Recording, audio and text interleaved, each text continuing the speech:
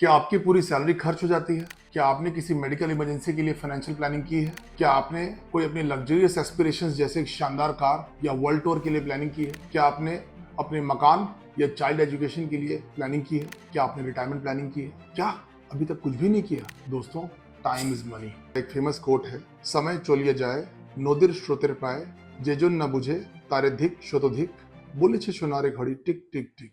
इसका मतलब ये है, समय नदी के स्रोत की तरह बह रहा है, जो इसकी वैल्यू समझ नहीं सका उसको धिक्कार है। और सोनार की घड़ी टिक टिक टिक करके बीतते हुए समय के बारे में याद दिला रही है। घबराइए नहीं, आज इस वीडियो में मैं कंप्लीट फाइनेंशियल प्लानिंग के बारे में बताऊं। नमस्कार दोस्तों, फाइनेंशियल प्लानिंग एक फाइनेंशियल विजन है जो हम अपने भविष्य के लिए करते हैं। आपका फाइनेंशियल प्लानिंग ही डिसाइड कर पाएगा कि आप मनी मेकिंग के प्रोसेस को फॉलो कर पाएंगे कि नहीं। मैं आपको फाइनेंशियल प्लानिंग 5 सिंपल स्टेप्स में बताऊंगा।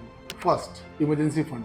जैसे कि नाम से क्लियर है, इमरजेंसी फंड एक ऐसा फंड है जो हमें किसी भी इमरजेंसी सिचुएशंस के लिए रखना है। ये इमरजेंसी सिचुएशंस कभी भी हो सकती हैं। दोस्तों, इमरजेंसी हमें बता के नहीं आती है। अभी पिछले कुछ सालों में हमने कोविड का एक पैंडेमिक देखा, उसमें हाहाकार हर तरफ मच चुका था, लोगों की जॉब्स चली गई थी, आपके फैमिली में किसी को अनफोर्सीन इवेंट हो सकता है, तो आपको इमरजेंसी के लिए प्रिपेयर रहना है। तो फाइनेंशियल प्लानिंग में हम इसको इमरजेंसी फंड की तरह रखेंगे। इमरजेंसी फंड हमें अपने 6 महीने के मंथली एक्सपेंस को अपने सेविंग्स बैंक अकाउंट में या फिर एक लिक्विड फंड में इन्वेस्ट करना चाहिए। 6 महीने का मतलब ये हुआ कि यदि हमारी मंथली एक्सपेंस 50,000 रुपीज है तो हमको 3 लाख रुपए का फंड अपने अकाउंट में डिपॉजिट करके रखना पड़ेगा। अगर आप लिक्विड फंड की इन्वेस्टिंग स्ट्रेटेजी के बारे में एक अलग वीडियो चाहते हैं तो मुझे कमेंट सेक्शन में बताइए। Second is insurance. दोस्तों, इंश्योरेंस 2 तरह के होते हैं, एक है टर्म इंश्योरेंस, दूसरा है हेल्थ इंश्योरेंस। टर्म इंश्योरेंस एक प्योर टर्म इंश्योरेंस प्लान होना चाहिए जिसमें आपको इन्वेस्टमेंट के साथ में कोई प्लान नहीं लेना है। टर्म इंश्योरेंस हमेशा जो भी अर्निंग मेंबर होगा उसको अपने नाम पे लेना चाहिए।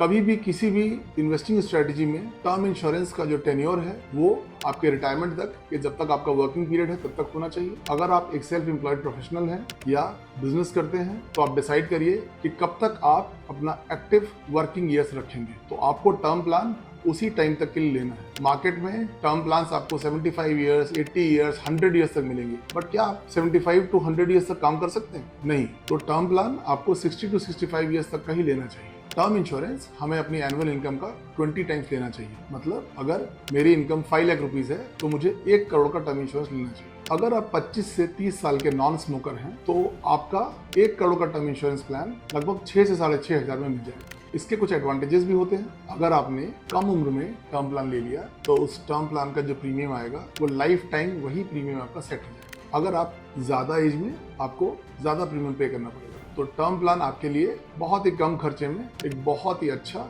फाइनेंशियल प्लानिंग का इंस्ट्रूमेंट है। हमारा इंडियन माइंडसेट ये रहता है कि अगर हम कोई टर्म प्लान का प्रीमियम पे कर रहे हैं तो वो प्रीमियम हमारा नुकसान हो जा रहा है, और इसी माइंडसेट को इनकैश करती है ये इंश्योरेंस कंपनीज। आप जानते हैं ऐसी बहुत सी कंपनीज हैं जो हमको इंश्योरेंस के जो प्रीमियम्स हम पे करते हैं उसको इन्वेस्टमेंट के पॉइंट ऑफ व्यू से आपसे इन्वेस्ट कराती है। तो आपके प्रीमियम्स के बहुत ज्यादा चार्जेस हो जाते हैं और रिटर्न्स बहुत ही बोगस होते हैं। तो आपको प्योर टर्म प्लान ही लेने की जरूरत है। याद रखिए, इंश्योरेंस और investment is a bad product. Second is health insurance. Health insurance हमारे फाइनेंशियल प्लानिंग का एक इंटीग्रल पार्ट है। दोस्तों, डॉक्टर होने के कारण मैं ये वाउच कर सकता हूँ कि मेडिकल प्रॉब्लम्स कभी भी किसी को किसी भी सीवियरिटी की हो सकती है। अगर आपने फाइनेंशियल प्लानिंग मेडिकल प्रॉब्लम्स के लिए पहले से नहीं की है तो वो डिजास्टर्स हो सकता है। मेडिकल बिल्स इतने ज्यादा हो सकते हैं कि आपकी पूरी प्लानिंग शैटर हो सकती है। तो हमें मेडिकल इंश्योरेंस पूरे फैमिली का लेना बहुत जरूरी है। मेडिकल इंश्योरेंस अपने परिवार के सभी डिपेंडेंट्स का आपको लेना जरूरी है। हर मेंबर का कम से कम 2.5 लाख रुपए का इंश्योरेंस होना चाहिए। तो अगर आपका फैमिली ऑफ 4 है तो कम से कम 10 लाख का एक फैमिली फ्लोटर प्लान आपको लेना चाहिए। और जब आपके बच्चे 18 साल से बड़े हो जाएं, वो कहीं पढ़ने के लिए बाहर चले जाएं, तो आपको आइडियली उनके लिए एक individual health insurance plan purchase कर लेना चाहिए। Third is loans. लोन्स हमारे फाइनेंशियल प्लानिंग के एक इंपॉर्टेंट माइलस्टोन्स होते हैं। लोन्स को मैं 2 कैटेगरी में डिवाइड करता हूँ। One is the good loan and second is the bad loan. Good loan है हाउसिंग लोन या child education loan. Housing loan हम अपने घर बनाने के लिए लेते हैं, उसका हमें इनकम टैक्स के सेक्शन ATC का रिबेट भी मिलता है। और दूसरा है चाइल्ड एजुकेशन लोन। जी हाँ, बच्चे के एक सुनिश्चित भविष्य के लिए हमें बिल्कुल एजुकेशन देनी चाहिए, उसके लिए लोन लेना बिल्कुल वाजिबी है। उसका भी हमें इनकम टैक्स के सेक्शन 80E में टैक्स डिडक्शन मिलता है। तो ये दोनों लोन्स गुड लोन्स हैं। बैड लोन्स क्या है? बैड लोन्स में क्रेडिट कार्ड के लोन्स, पर्सनल लोन्स, कोई भी अनसिक्योर्ड लोन्स जिसका रेट ऑफ इंटरेस्ट 18 से 36% हो सकता है। ये एक बहुत ही खराब या बैड लोन है। हम अपने कुछ फालतू के शौक जैसे कि महंगा फ़ोन, महंगी बाइक, बहुत महंगे कपड़े, जूते, उसको ले लेते हैं और अगर हमारी कैपेसिटी नहीं होती है उनको ईएमआई पे ले लेते हैं, बहुत हाई रेट ऑफ इंटरेस्ट पे पे करते हैं। क्या ये वाइबल है? बिल्कुल भी नहीं। ये सबसे खराब या बैड लोन है। आपको किसी भी हाल में ऐसे लोन से बिल्कुल बचना है। ये हमारे फाइनेंशियल जर्नी में बहुत बड़े स्पीड ब्रेकर की तरह काम करते हैं जो हमको एकदम पीछे लेके चले जाएंगे। आपको कभी भी इन बैड लोन्स को नहीं लेना है। Fourth is investment. इन्वेस्टमेंट हमारे फाइनेंशियल प्लानिंग का कोर है और इन्वेस्टमेंट हम करते हैं सेविंग्स। तो पहले हमको ये देखना पड़ेगा कि क्या हम सेविंग करने की स्थिति में हैं या हम कर्जे में हैं। उसके लिए we should evaluate our current financial situations. आपको अपनी total income minus total expenditure is your savings. तो आपको ये देखना है कि आपकी सेविंग पॉजिटिव है या आपकी सेविंग नेगेटिव है। अगर आपकी सेविंग पॉजिटिव है तो उस पॉजिटिव सेविंग से आप इन्वेस्टमेंट करेंगे। अगर अनफॉर्चुनेटली आपकी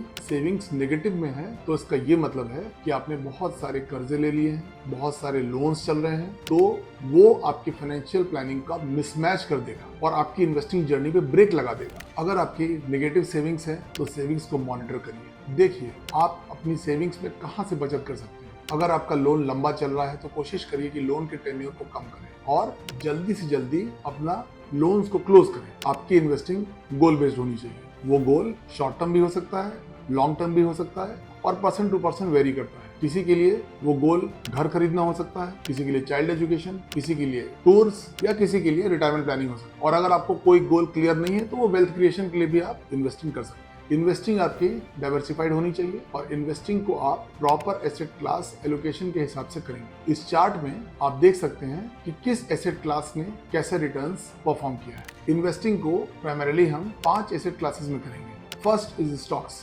दोस्तों विप्रो कंपनी में यदि हमने 100 शेयर्स या लगभग 10,000 का इन्वेस्टमेंट किया होता 1980 में तो उसकी वैल्यू आज की डेट में 884 करोड़ हो गई है। सुनकर शौक लगा?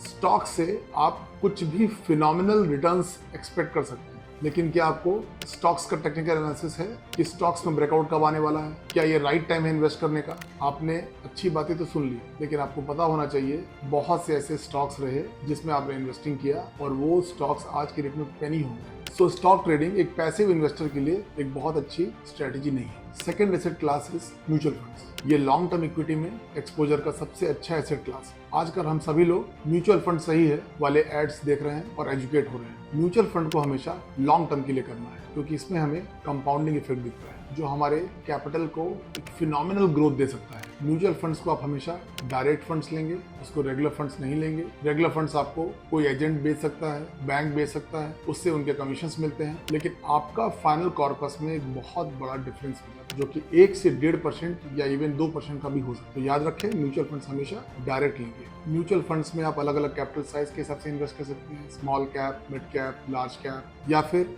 आप कोई थीमेटिक या सेक्टोरल म्यूचुअल फंड्स में इन्वेस्ट कर सकते हैं जैसे banking funds, defence funds, infrastructure funds etcetera. और अनडाउटेडली म्यूचुअल फंड हमारे फाइनेंशियल प्लानिंग का सबसे शानदार एसेट क्लास है। म्यूचुअल फंड्स के बारे में आइए एक इलस्ट्रेशन से समझते हैं। 5,000 रुपए की SIP 25 साल की एज से अपने रिटायरमेंट तक यानी 35 ईयर्स तक किया तो हमने टोटल इन्वेस्टमेंट किया 21 लाख रुपीस का और हमारा कॉर्पस बन जाएगा 3.25 crore. This is the power of compounding. तो याद रखिए हमको म्यूचुअल फंड में SIP करना है। म्यूचुअल फंड इन्वेस्टिंग एक बहुत डाइवर्स टॉपिक है। म्यूचुअल फंड हमें अपने एज के हिसाब से, अपने रिस्क एपेटाइट के हिसाब से करना चाहिए। इसके लिए मैं एक डेडिकेटेड वीडियो बनाऊंगा जो आपकी इन्वेस्टिंग अप्रोच को डेफिनेटली बूस्ट करेगा। Third asset class is ETF यानी एक्सचेंज ट्रेडेड फंड। ETFs को हम अपने डीमैट अकाउंट के थ्रू ले सकते हैं। ये भी म्यूचुअल फंड्स की तरह होते हैं। इसको हम निफ्टी के सेक्टोरल इंडाइसेस में इन्वेस्ट करते हैं जैसे Nifty bank, Nifty financial services, Nifty FMCG, Nifty next 50।